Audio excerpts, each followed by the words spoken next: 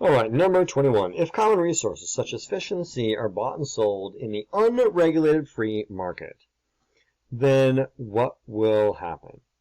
Well, use will be efficient and will maximize social welfare. That's a hot mess. That is not correct.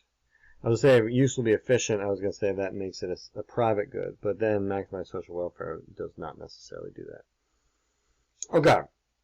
And so essentially there's no incentive because no one's paying the cost, the marginal social cost. And so each individual will use the resource until his or her marginal benefit is zero and the resource will be overused, because this is what a common resource is.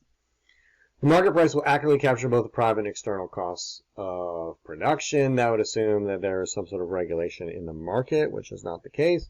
Marginal social cost and each individual's marginal private cost will be the same. That assumes there's no negative externality, which the overuse here leads to one. Each individual will use the resource until his or her marginal benefit is equal to marginal social cost.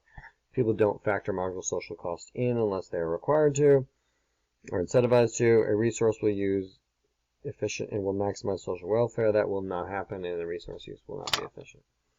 All right.